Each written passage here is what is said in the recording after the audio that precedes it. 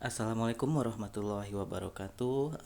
Selamat bertemu kembali teman-teman di video yang ketiga ya. Ini adalah sesi terakhir dari rangkaian video pembelajaran kita.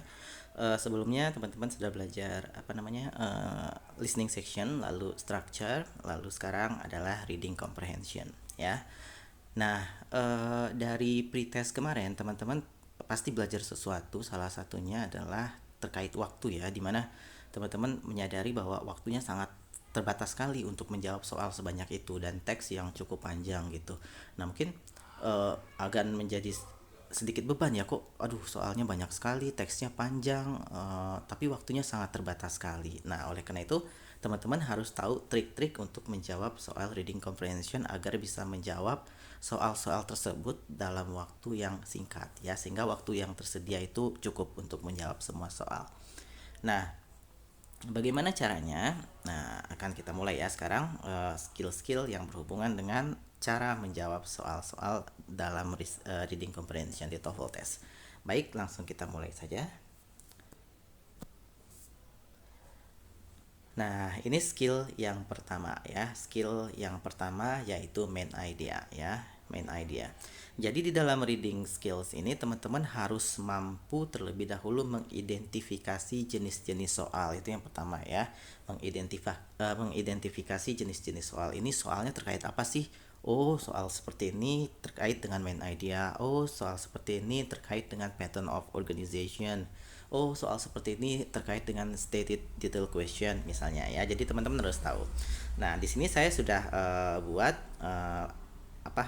beberapa contoh soal yang dia membutuhkan jawaban berupa main idea ya. Dia membutuhkan jawaban berupa main idea. Seperti apa saja pertanyaannya?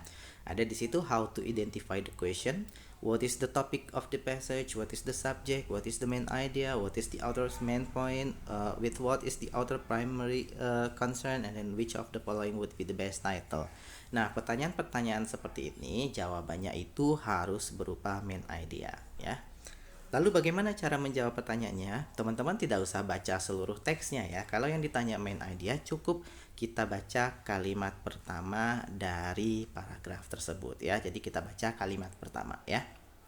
Jadi cara menjawabnya baca kalimat pertama dari paragraf tersebut ya. Lalu nanti kita cari yang maknanya sama dengan main idea tersebut di pilihan gandanya ya.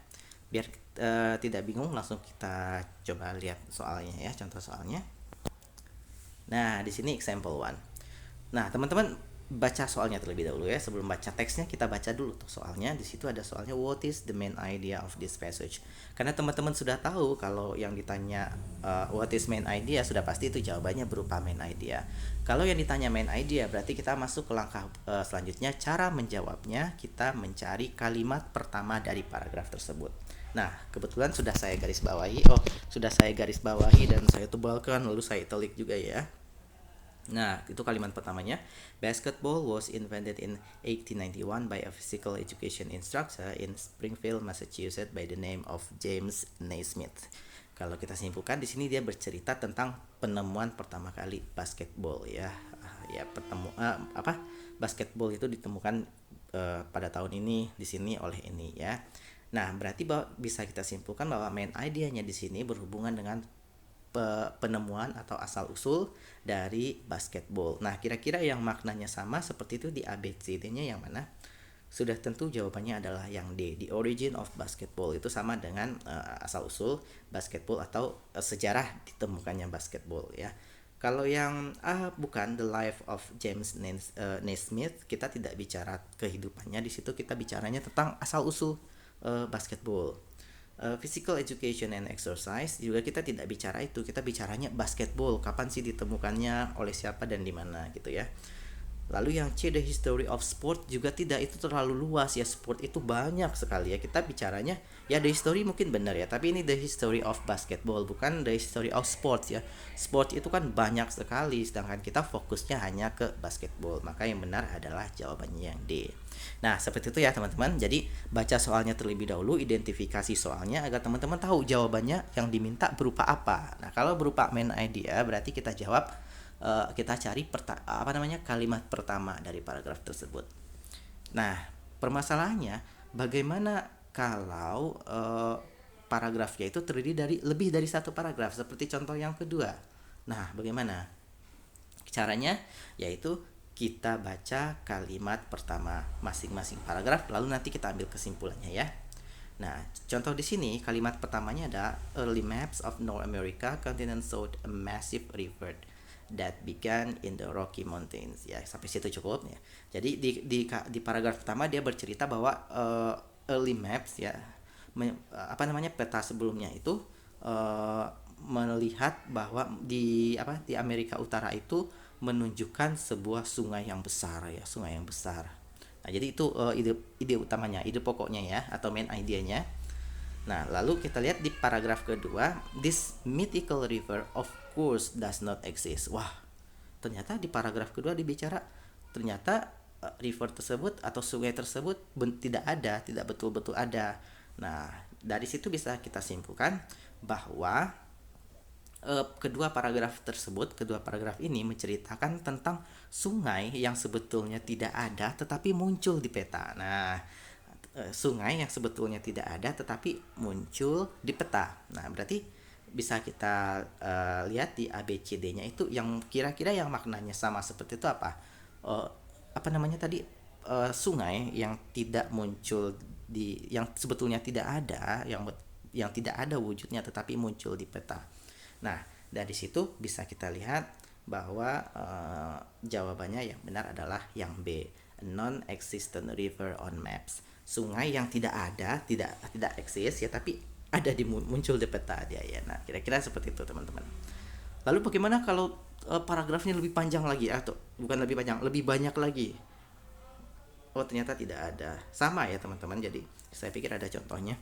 Sama caranya, nanti teman-teman bisa baca kalimat pertama dari masing-masing paragraf ya, lalu nanti diambil kesimpulannya. Baik, selanjutnya kita masuk ke skill yang kedua. Nah, organization of the ideas ya. Apa itu organization of the ideas? Organization of the ideas itu adalah bagaimana hubungan antara paragraf 1 dengan paragraf berikutnya ya. Misalnya ada dua paragraf pertama dan paragraf kedua itu kira-kira hubungannya seperti apa? Maksudnya apakah mereka saling bertentangan? Paragraf 1 menjelaskan tentang ini tapi paragraf 2 menjelaskan hal yang berkebalikan misalnya. Atau paragraf 1 dan paragraf 2 itu saling mendukung. Nah, atau bagaimana? Atau menjelaskan dua hal yang berbeda atau menjelaskan dua hal yang sama atau menjelaskan sebuah hubungan sebab akibat dan lain sebagainya. Itu namanya organization of the ideas ya. Nah, bagaimana model pertanyaannya yang membutuhkan jawaban organization of the ideas itu ada di sini. How to identify the question. Yang pertama adalah how is the information in the passage organized?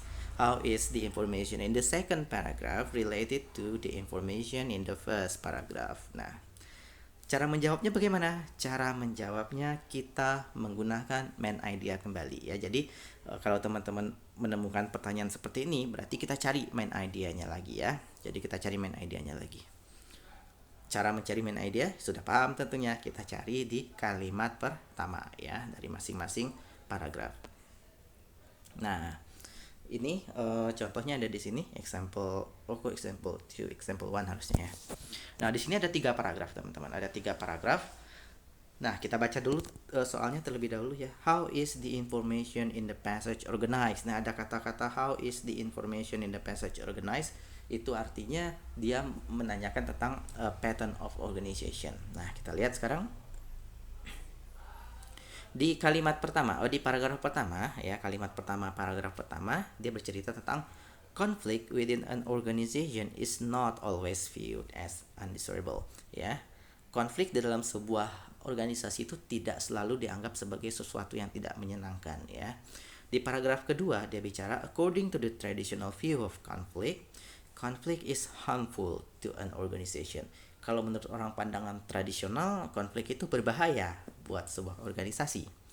Di paragraf ketiga, dia berbicara the interactionist view of conflict on the other hand, ada kata on the other hand di situ, holds that conflict can serve an important function in organization.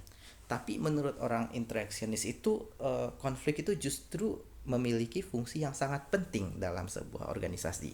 Dari sini bisa kita simpulkan bahwa eh, teks ini ya yang terdiri dari 3 paragraf ini itu menceritakan tentang dua hal yang berlawanan, yaitu pandangan terhadap konflik yang berlawanan. Yang pertama pandangan orang tradisional, yang kedua pandangan orang interaksionis. Nah, dari situ kita cari di ABCD-nya. Yang benar adalah jawabannya yang B. Contrasting views of conflict are presented, ya. Pandangan yang berbeda atau berlawanan tentang konflik itu yang ditunjukkan di teks tersebut. Ya, itu namanya organization pattern pattern of organization, ya, teman-teman.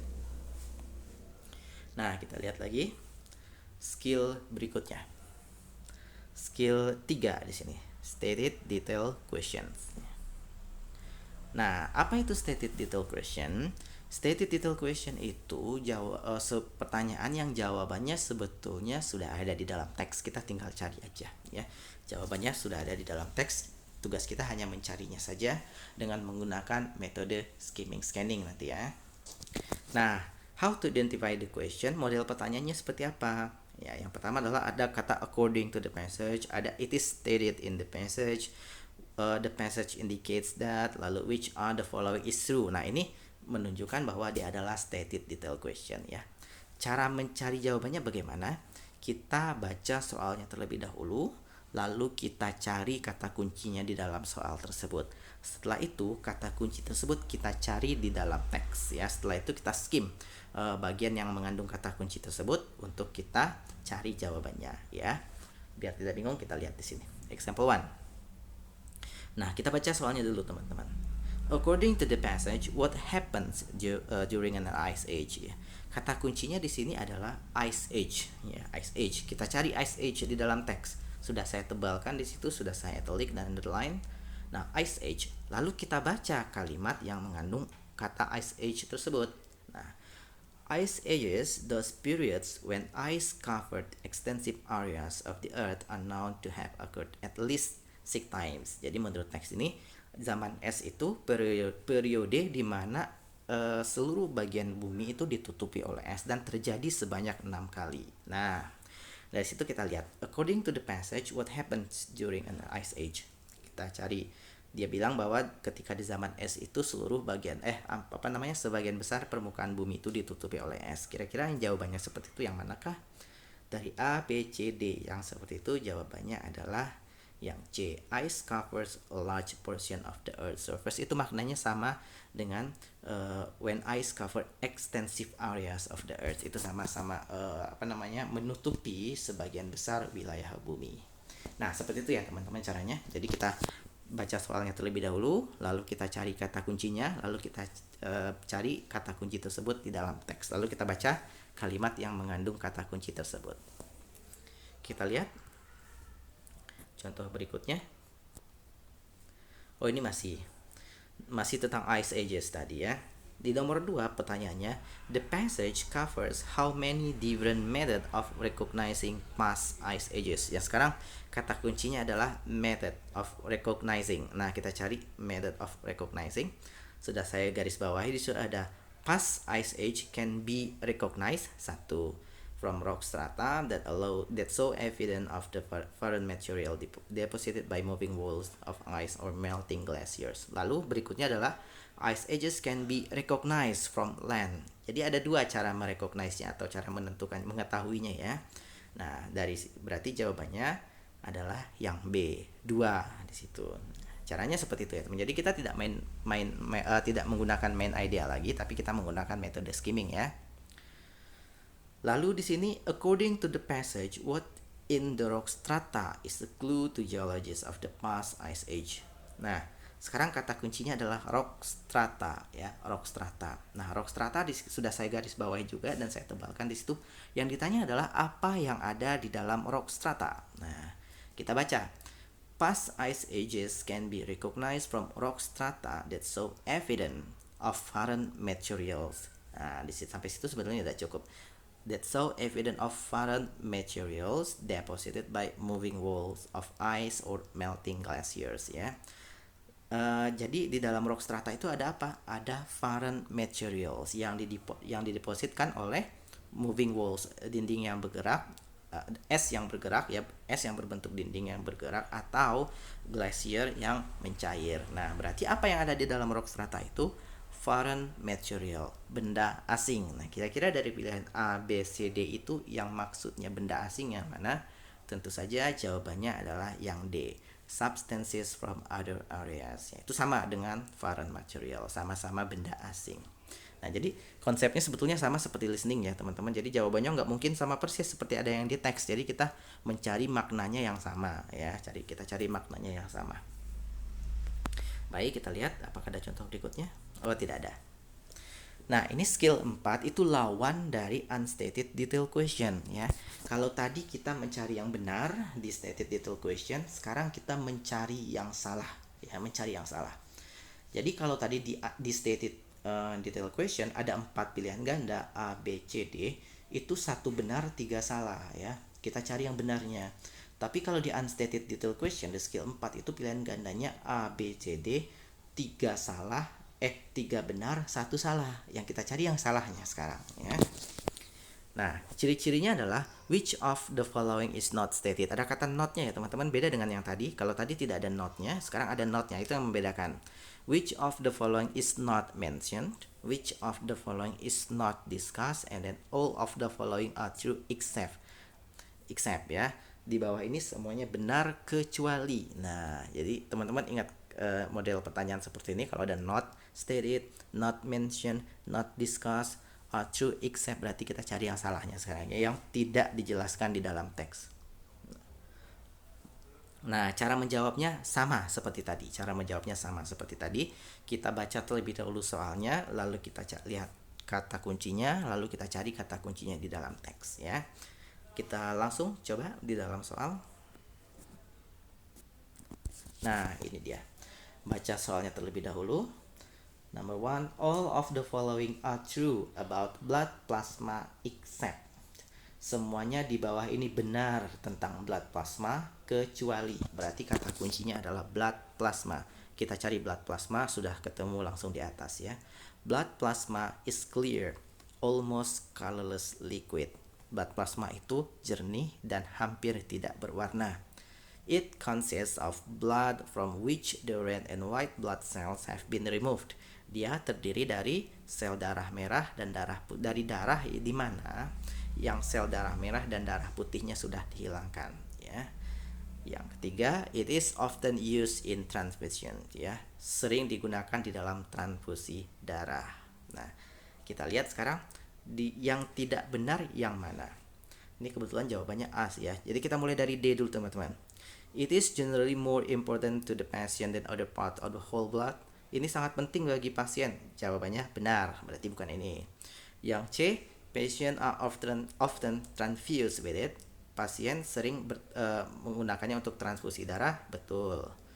Yang B, blood cells have been taken out of it. Sel darahnya sudah diambil, sudah dihilangkan, betul. Karena tadi sel darah merah dan darah putihnya di remove ya. Yang A, it is deeply colored liquid, itu salah. Kenapa? Karena blood plasma itu di dalam teks itu is a clear, almost colorless liquid ya. Jadi dia sebetulnya tidak berwarna. Kalau di sini dibuatnya berwarna, berarti salah ya. Nah, yang salah itu sekarang yang menjadi pilihan kita. Berarti jawabannya adalah yang A. Begitu ya, teman-teman. Nah, kita lihat contoh yang kedua. Which of the following is not stated about the whole blood? Teman-teman sudah bisa tebak, berarti kata kuncinya adalah the whole blood. Sekarang kita cari whole blood. Sudah saya garis bawahi dan sudah saya tebalkan di situ. Tapi kita baca sekarang ya. Plasma differs in several important ways from the whole blood. Jadi whole blood itu berbeda dengan plasma. First of all, plasma can be mixed. Plasma bisa dimix, bisa dicampur. Tapi whole blood tidak ya. Tidak bisa dicampur atau tidak digrupkan menjadi golongan darah ya. Plasma can be mixed for all donor and does not have to be formed in the right blood of group ya. Plasma bisa dicampur dan tidak memiliki golongan darah, tetapi plasma tidak bisa dicampur dan memiliki golongan darah. In addition, plasma can be dried and stored. Plasma itu bisa disimpan dan dikeringkan dan disimpan, while whole blood cannot. Sedangkan the whole blood itu tidak. Sekarang kita lihat, kita cari yang salah ya, dari pernyataan A, B, C, D itu yang salah yang mana? A. It is different from plasma. Benar atau salah? Benar, karena sudah ada di dalam teks. Plasma differs in several important ways from the whole blood di paragraf 2 ya. It cannot be dried.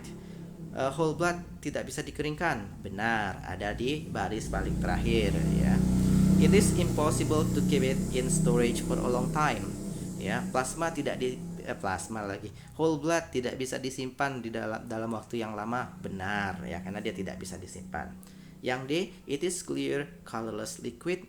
Salah ya, karena ini tidak disebutkan, dan ini adalah sifat-sifat dari plasma yang sudah kita bahas di paragraf pertama. Berarti yang salah adalah yang D. Yang salah itu sekarang yang kita pilih. Nah, begitu ya teman-teman. Jadi tadi ada yang harus teman-teman ingat, ada stated detail question, ada unstated detail question ya. Yang stated kita cari pilihannya itu yang benar, sedangkan unstated kita cari justru yang salah atau yang tidak disebutkan ya. Baik. Skill berikutnya adalah pronoun reference. Ya, ini agak asik tapi harus hati-hati ya, harus hati-hati. Teman-teman dari SMP, SMA sepertinya sudah terbiasa dengan yang seperti ini ya. Pertanyaannya yang seperti ini loh. The pronoun you ya di baris ke-5 refers to bla bla bla bla, yang kayak gitu ya. Nah, ini cara menjawabnya agak unik teman-teman ya. Kita harus sebentar, udah pindah aja dia. Nah, kita harus mencari dulu pronoun yang dimaksud ya, yang dimaksud di dalam soal. Lalu nanti kita cari di dalam teks. Setelah ketemu pronoun yang dimaksud dan di dalam teks tersebut, jawabannya tidak ada di dalam kalimat yang mengandung pronoun tersebut. Justru kita cari kalimat yang sebelumnya. Bisa dipahami ya teman-teman? Kita baca kalimat sebelumnya.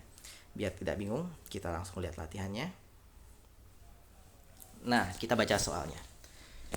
The word it in line 2 refers to. Nah, kita cari kata it sekarang di baris kedua. Tenet sudah saya tebalkan dan sudah saya garis bawahi di situ ya, it-nya. Nah, kita justru harus baca kalimat sebelumnya ya. Kita baca kalimat sebelumnya. It-nya sudah ada di situ, kita baca kalimat sebelumnya. The full moon that occurs nearest the equinox of the sun has become known as the harvest moon. It is a bright moon. Nah, kira-kira apa dia it itu? A, apakah equinox-nya? B, apakah the sun-nya? C, apakah the harvest moon-nya? Maksud saya ya, the harvest moon-nya atau the night. Nah, kita lihat. Kalau di situ dia bilang the full moon that occurs nearest the equinox of the sun has become known as the harvest moon ya. It is a bright moon ya, berarti it-nya itu adalah moon. Moon apa? Kita baca di kalimat sebelumnya, yang moon itu apa? The harvest moon. Berarti jawabannya adalah yang C, seperti itu ya teman-teman. Jadi kita baca kalimat sebelumnya. Lalu yang nomor 2, the pronoun they in line 4 refers to which of the following. Nah, sekarang they sudah saya tebalkan juga di situ. Kita baca sebelumnya ya. It is a bright moon which allow farmers to work late into the night for several nights. They can work. Nah, kira-kira they-nya itu siapa?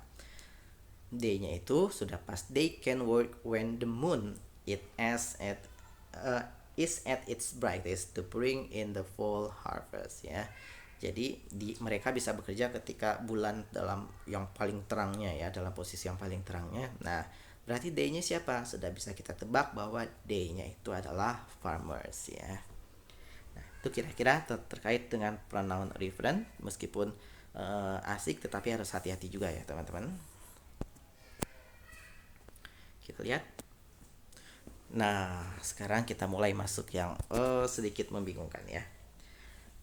Skill 6, answering transition question correctly. Nah, apa itu transition question? Nah, ini agak membingungkan karena teman-teman harus menjawab, harus mencari tahu paragraf goib ya. Paragraf goib. Kenapa saya katakan paragraf goib? Karena paragrafnya tidak ada di dalam soal, teman-teman. Paragrafnya nggak ada, nggak kelihatan, nggak ada wujudnya. Tetapi teman-teman harus menentukan ya. Jadi nanti di dalam teks itu ada satu paragraf ya, ada satu paragraf atau dua paragraf atau satu paragraf aja kita ambil contoh ya. Satu paragraf. Nah, teman-teman di dalam teks itu cuma ada satu paragraf di dalam soal.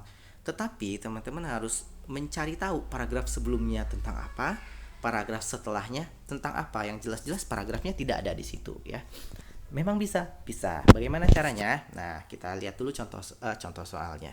Model soalnya ya, ciri-cirinya adalah the paragraph preceding, ada kata preceding ya teman-teman. How to identify the questionnya, the paragraph preceding the passage probably. Yang kedua, what is the most likely in the paragraph following. Nah, di paragraph following ya. Yang harus teman-teman ingat, kalau pertanyaannya preceding berarti itu adalah paragraf sebelumnya. Yang ditanya adalah paragraf sebelumnya. Kalau paragraf following berarti yang ditanya adalah paragraf sesudahnya. Bisa dipahami ya. Kalau yang ditanya preceding berarti paragraf sebelumnya. Kalau yang ditanya following itu paragraf sesudahnya ya. Cara mencari tahunya bagaimana? Kalau yang ditanya preceding, maka teman-teman harus baca kalimat pertama. Kalau yang ditanya following, teman-teman harus baca kalimat terakhir dari paragraf tersebut. Bisa dipahami ya. Kalau yang ditanya preceding berarti teman-teman baca kalimat pertama. Kalau yang ditanya following, teman-teman baca kalimat kalimat terakhir ya. Kita lihat. Nah, di sini dia bilang nomor 1 soalnya the paragraph preceding. Paragraph preceding this passage most probably discusses. Paragraf sebelum paragraf ini kira-kira berbicara tentang apa? Nah, karena yang ditanya preceding berarti kita baca kalimat pertamanya. Di sini ada kalimat pertamanya, another program instrumental in the popularization of science was Cosmos. Di sini dia bicara another program. Ya, another program ada Cosmos. Ya, dia berbicara tentang kosmos dan di situ ada kata another program, ya. Another program. Kalau ada kata another berarti itu ada program selain kosmos tersebut. Jadi ada program selain kosmos tersebut. Nah, berarti di pilihan gandanya A, B, C, D-nya itu kira-kira yang mana jawabannya? Jawabannya adalah yang A ya. A different scientific television series ya.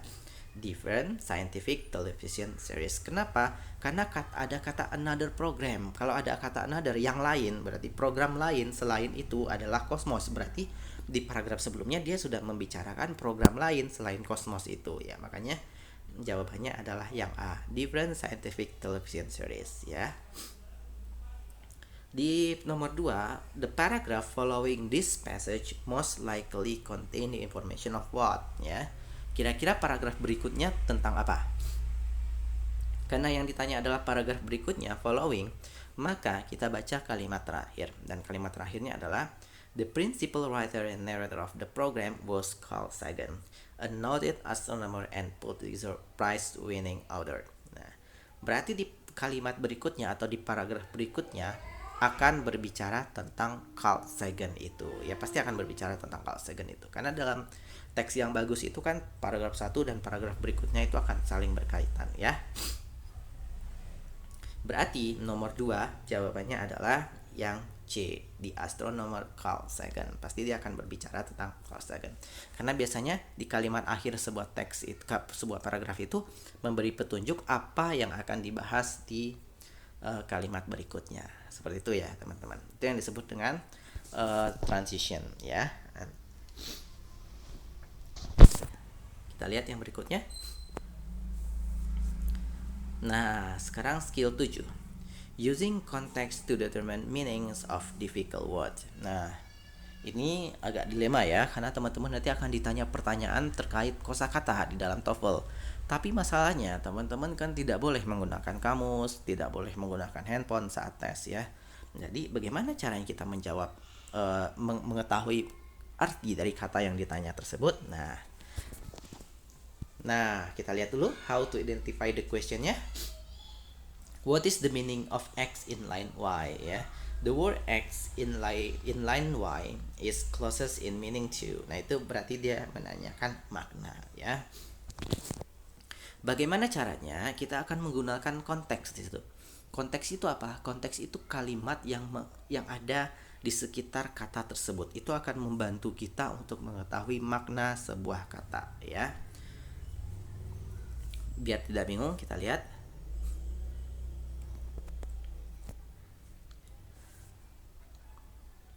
Nah, ini example one-nya. Nah, di sini di nomor 17 itu walaupun nomor 17 harusnya nomor 1 ya. School in line 3 is. Nah, school in line 3 is, teman-teman, jangan tertipu school itu sekolah langsung ya, karena di dalam bahasa Inggris itu satu kata bisa bisa memiliki makna yang berbeda-beda tergantung konteksnya ya. Yang kita tahu kan school itu sekolah, tetapi apakah benar-benar sekolah di dalam teks ini? Kita lihat ya. Di situ sudah saya garis bawahi kata school di line 3, berarti kita baca kalimat tersebut. The ideas put forth by Smith compose the basis of the philosophies of the school of thought called classical economy. Nah, school of thought ya, kumpulan pemikiran. Nah, di situ berarti the school itu bukan sekolah tapi sekumpulan ya, sekumpulan. Sama seperti ini. A school of fish berarti sekelompok ikan. Nah, berarti a school of fish itu bukan sekolah ikan tetapi sekumpulan ikan. Nah, kalau di sini adalah sekumpulan pemikiran. Nah, kalau pemikiran itu apa? Pemikiran itu adalah a common belief. Berarti yang A. Nah, jadi jangan tertipu, itu yang dimaksud dengan konteks ya, teman-teman. Jadi kita lihat kata itu konteksnya apakah benar-benar tentang sekolah atau maknanya yang lain, karena dalam bahasa Inggris satu kata bisa mempunyai beberapa makna. Seperti school. School itu makna yang paling sering kita tahu sekolah, tetapi selain sekolah itu maknanya adalah sekelompok ya, segerombolan. A school of fish, kalau kita nggak tahu artinya sekolah ikan, bukan sekolah ikan tapi sekelompok ikan. Nah, seperti itu ya. Nah, di sini nomor 18 juga hati-hati teman-teman. Which of the following is closest in meaning to the word free in line 5? Kita tahu free itu bebas ya. Tetapi apakah benar-benar bebas di sini artinya? Kita lihat.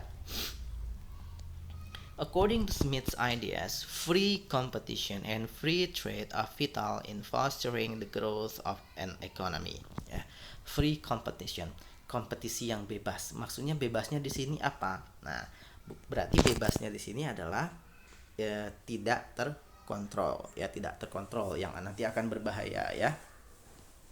Yang sangat vital in fostering the growth of an economy. Ini menurut si Smith ya.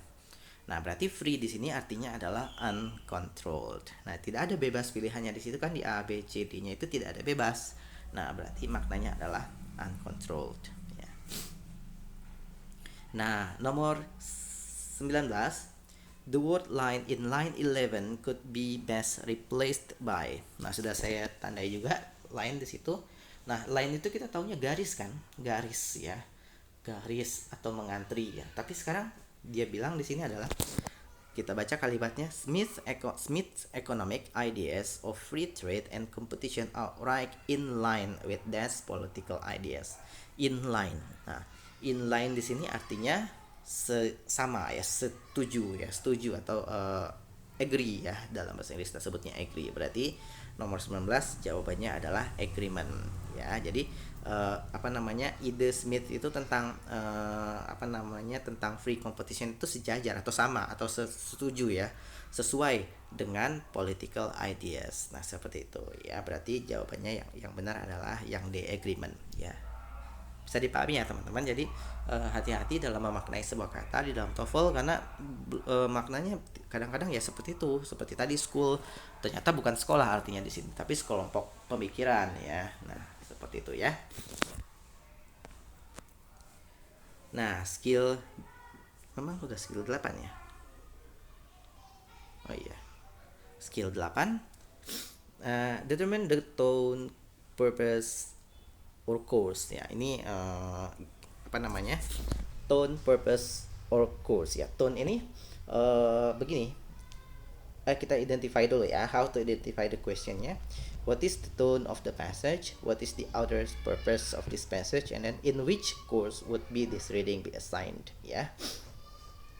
Tone ini begini, tone itu menanyakan emosi penulis ya, emosi penulis ketika menulis sebuah teks itu.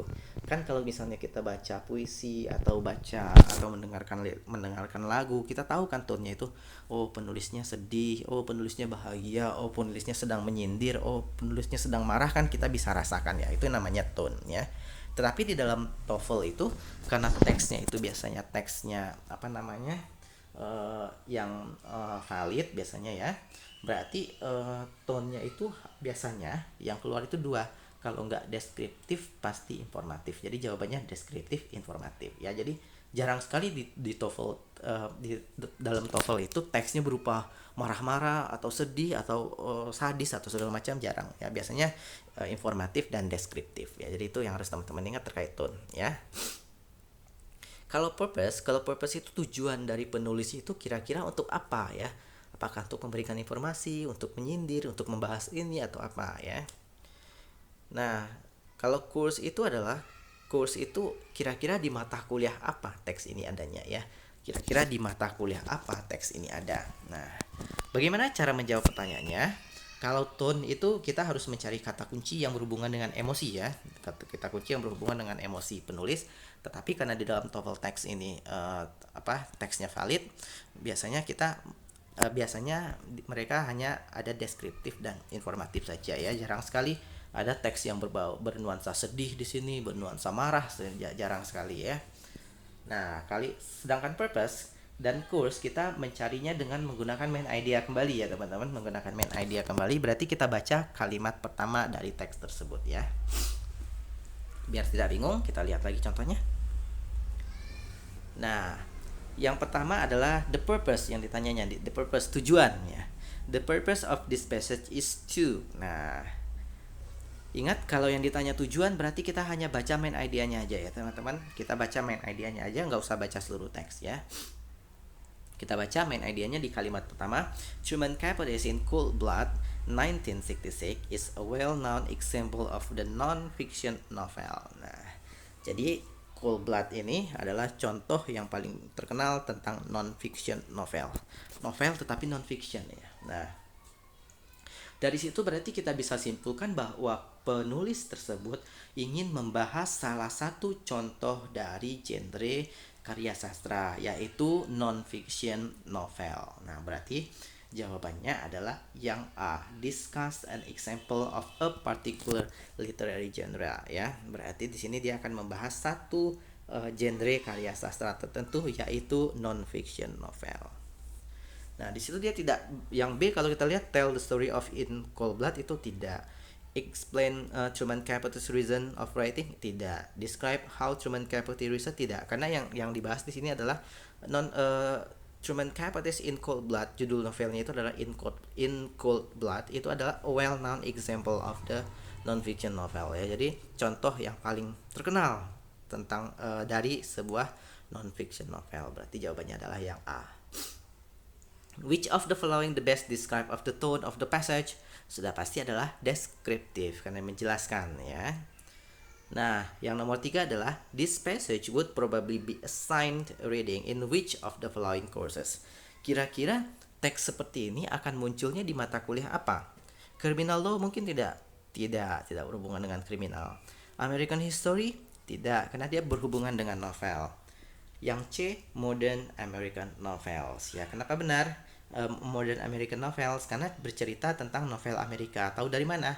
Ada kata a Kansas farm ya, Kansas ya, berarti adanya kan di Amerika ya. Nah, berarti dia berhubungan dengan novel Amerika. Kalau literary research bukan, berarti jawabannya adalah yang C. Nah, jadi yang teman-teman ingat, kalau untuk tone itu deskriptif atau informatif ya, nanti teman-teman cari ya, tinggal pilih langsung deskriptif atau informatif. Lalu kalau the purpose-nya itu kita cari main idea-nya, kita baca kalimat pertama dari paragraf tersebut ya. Lalu course-nya kira-kira di mata kuliah apa teks ini ada, juga kita baca main idea-nya, lalu kita cari petunjuk lain di teks di kalimat berikutnya di dalam paragraf tersebut ya. Nah, skill 9 ini harus sangat hati-hati ya. Meskipun terlihat mudah, tetapi teman-teman harus hati-hati.